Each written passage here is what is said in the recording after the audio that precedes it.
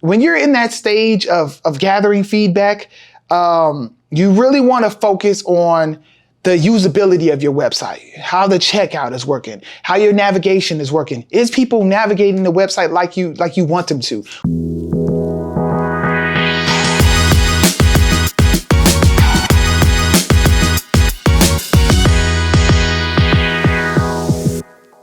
Hey, what's going on, everybody? Welcome to the 9% Show. I am your host, Steven Burton, and here at the 9%, y'all know we keep everything 100. If I haven't done it, not doing it, or not about to do it, it will not come out my mouth. So welcome, everybody. Welcome to the 9%. Like we always do around this time, we take a toast to the 9%ers out there. Cheers, everybody. And those that want to be in the 9% club, one day you will get there. Okay, cheers, everybody. All right. So we are in a great series. We are in a great series, e-commerce blueprints. And this is part 3. So we already talked about part 1 was first steps to e-commerce, where we talked about all the things you need to do before you even start designing a website, okay? All the steps there. Then part 2 was about building your website. How do you build it? How do you structure it? How do you build your sitemap? What do you do with a template? How do you pick your e-commerce platform? All that type of stuff was in part 2. And so we're going to link both of these episodes in the description. So please, I suggest you go back to part 1 and 2 before you watch this one, because then it'll make sense for everything. And also you'll work in order, because if you talk about this part 3, which is how to soft launch your e-commerce store. If you just go straight to the soft launch without all this preparation, you'll find yourself not doing what I say to do and not getting as much success out of it because you ain't following my steps, okay? So part 3, okay, we're talking about the soft launch in the e-commerce store. So you might be asking, what exactly is a soft launch? So a lot of businesses, matter of fact, all businesses generally have a soft launch. A soft launch it's like your opening before your grand opening. It's where you can, test things out. If you had a soft launch for a restaurant, you might test the menu, you might test the food out. You might just invite your friends and family, get some people in there, make sure everything is working, check under the hood, kick the tires, all that type of stuff. You can do that during your soft launch to perfect it. So when it's time for your grand opening and all the millions of people come to your website, you will be ready. So the next step we were talking about is that soft launch phase. And we're going to talk about 5 steps here that you should do in this phase that you're in right now. So the number one thing is that the whole point of a soft launch, really, besides the things I just said right now, but the main point here, and this is number 1, is that you don't want to wait for the perfect time, okay? You want to launch before everything feels 100% correct, because you want real world feedback. Okay. Perfection is subjective. Okay. You'll sit there all day moving this over to the left, moving this over to the right. Oh no, this ain't good. Oh no, this ain't. Oh, I need better photos. Oh, I need less photos. Oh, I need to crop this over here. Oh, whatever. My slider is not moving how it should. You'll be doing this all day, every day. Okay. You need to launch it and do not wait for a perfect time, because that feedback is going to be key from real people. The things you might be seeing, some people might not care about. And the things you think is great, some people might have a problem with. So you really want to get out there early. And the whole point of doing this soft launch is because, you don't want to wait for the perfect time. You want to start getting feedback, real world feedback, as soon as you can. It's going to super be helpful. So that kind of ties in. We're going to piggyback all the way to step number 2, and that's gathering actionable feedback. So when you do launch, you want to be able to gather that feedback. Maybe it's surveys you put on your website. Maybe it's a feedback form. Maybe it's a pop-up that says, like, what's your experience, or things like that. You just want to really be able to observe how users are navigating your website. I mention them all the time. I really should get a sponsorship from them, but hotjar.com is one of my favorite resources for this purpose. And that's where you can be able to see a video recording of how people are navigating your website, how they're moving around. You get to see the mouse clicks. You get to see if they're on a mobile device. You get to see how they're swiping with it, what they're double tapping, all this type of stuff. It's really amazing, and it's free. There's paid plans and all that good stuff, but I really highly suggest that, because you can actually see what people are doing. And a lot of times about e-commerce and building websites is, like I said, things you assume people will do. Everything might dictate someone to go left, or you might say, oh, I got all that information on the product description, but maybe your product description takes a whole lot of scrolling to get there. Will people see that? Do they even care? Like what is the, what's going on? One of the things for me, just bringing into my example of what I've done. So I got a current website, obviously perfecttux, and then we just launched kidsuits.com. And so with kidsuits.com, I did not wait for the perfect time for that. As soon as it was able to be up, we launched it. I launched it for a couple reasons. One, because I take my own advice and don't wait for a perfect time. But two, I wanted to gather feedback. And then three, on a flip side of that is like, I wanted to get it out there because SEO and for your site to be ranking on Google takes about, 6 to 9, sometimes 12, whole year. So I wanted to do all that action, but allowing, so how we got our feedback with the Kid Suits was, I was able to blast out our customers with perfecttux, and ask them, hey, check out our website. We just launched it. We just soft launched. It's a better thing. Here's a promo code. Give us feedback. What do you think about it? And, and just open it up for that type of dialogue. But when you're in that stage of gathering feedback, you really want to focus on the usability of your website, how the checkout is working, how your navigation is working. Is people navigating the website like you want them to? Once you start getting some of these users, is people just coming and going? Then the other side of usability is worrying about the customer experience. Okay, like what does it feel from a psychology standpoint for a customer to check out on your website? Do you have a return policy in place? How's your product page? How's your product images? A great thing that happened with perfecttux, talking about product images and stuff. I realized one of the first feedbacks we got with my product images was that we had baggy pants. Like super baggy pants at the leg. It wasn't purposeful. It was like, I don't know what was going on, but nobody caught it. At least I didn't catch it. I guess I was everybody at that time. But once I started getting feedback, and it really took a customer, it was so super funny because it took a customer to contact us. She's like, my fiance wants to wear it like it's pictured. And I'm telling him, no, that's not right.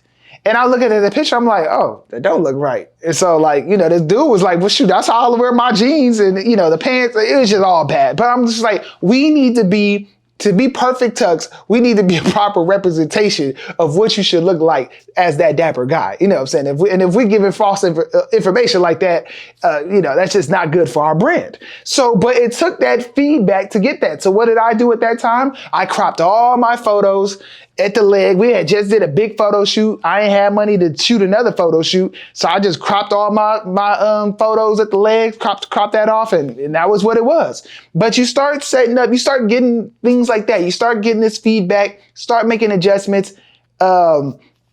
And yeah, so that's definitely what is going while you're in that soft launch phase. Okay. For our Kid Suits website, thankfully, as of now, we haven't really got any, negative feedback or things that we could adjust because like my years of experience, I kind of know what to do, but, you're always getting something. And I'm going to touch on it on some of our, the later points, but there was some feedback from just getting orders in. Some orders was coming in not correct. We wasn't charging enough on shipping. We wasn't, doing all type of stuff. So once we was actually able to see things in a different situation, like actual order come in, and is it flowing through our shipping software? Like looking at the whole process, things that you can't necessarily see when you're just designing a website. So it's very important to get as much feedback as you can and just get your website out there, get the soft launch going, and just get it out there and start gathering that actionable feedback that you can do things with, okay? Number 3 thing with the soft launch is that you really want to care about your essential plugins, your tags, your pixels. Okay. I'm talking about you need to install your Google Analytics. Okay. You need to install your Google Ads tags. You need to install your Facebook / Meta tags, or pixels as they call it. These things are things that Well, one for Google Analytics, that's how you get all your analytical data, like your website visitors, your bounce rate.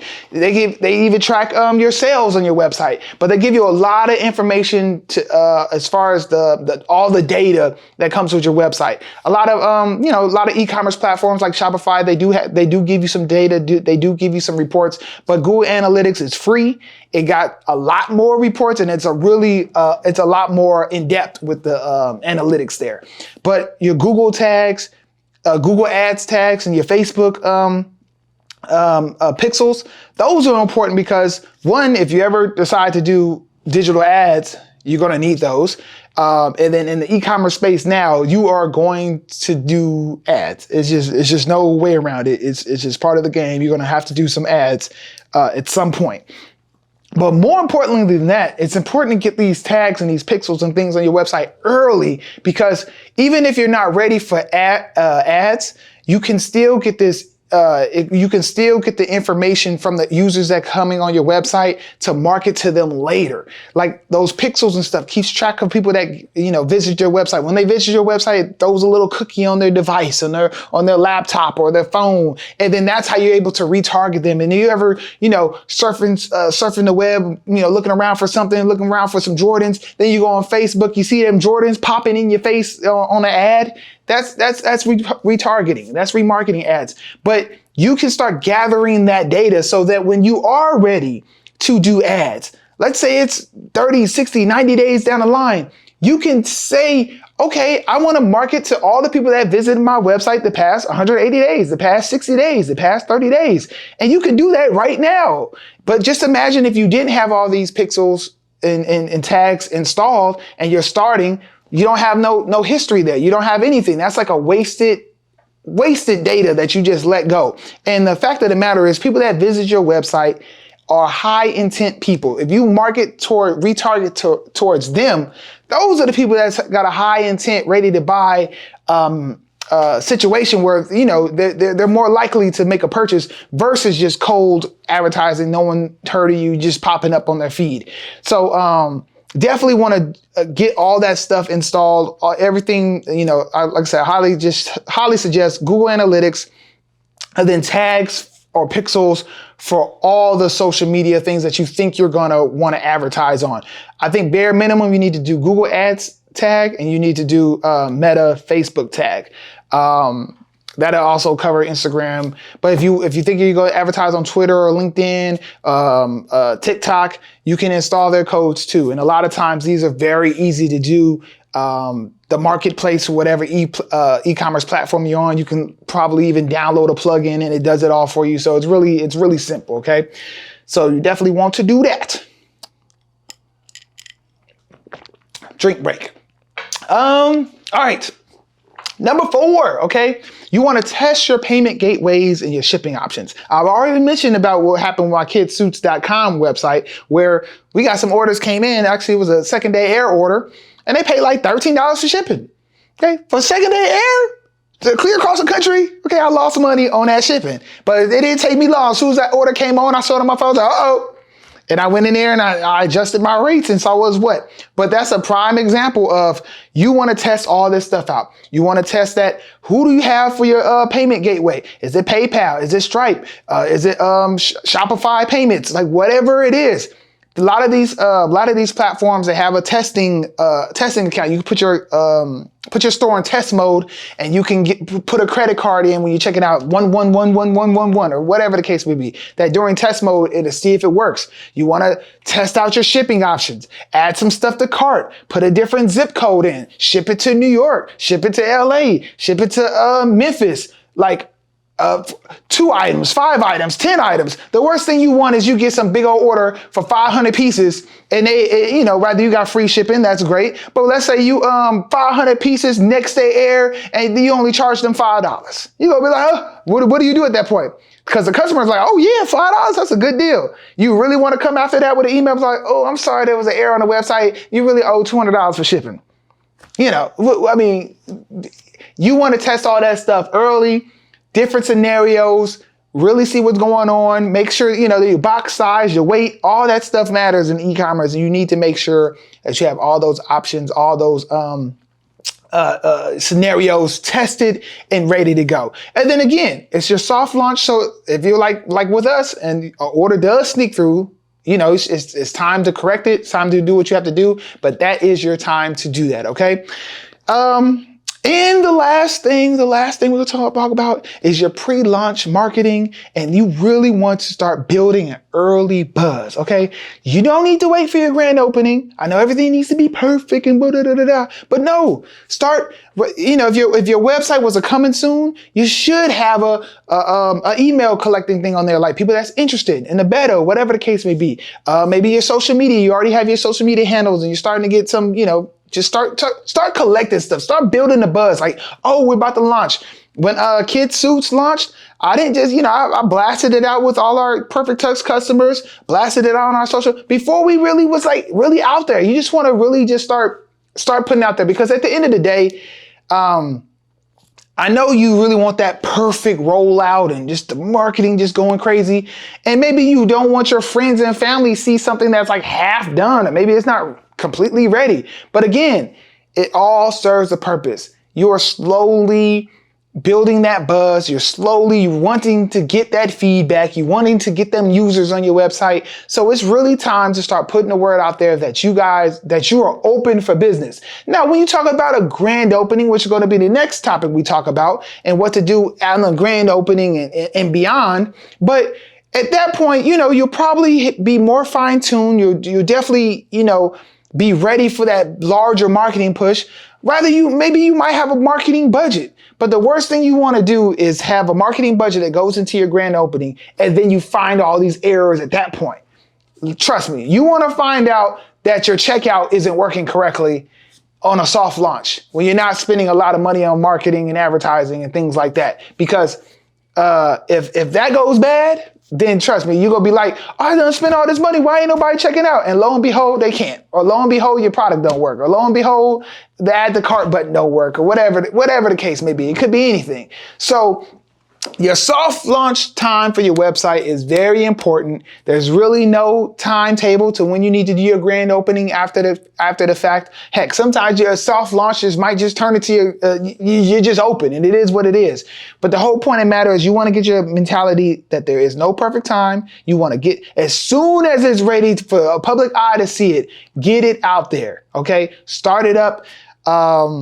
I didn't really dive too deep into this topic, but like I think I mentioned a little bit that you really want to start getting it out there, even from an SEO standpoint, because a lot of people wait. Then you find out how long it does take for a brand new store, brand new domain, brand new website to start ranking on Google. It takes some time no matter what you do. So you really want to start getting that out there. If you're planning to be ready for Christmas season, your website should have launched February, March, because you really want to give it that time to get through the system, to get through the SEO stuff and fine tune your own processes.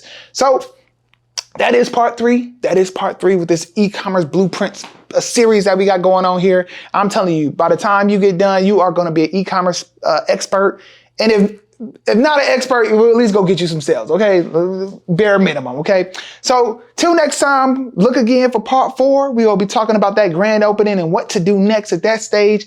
But until then, hey, if this video was helpful to you, please subscribe to our channel, like this video, share it with your friends, share it with your family. Let somebody know about the 9%. Till next time, I'll catch you next time on the 9% Show. Peace.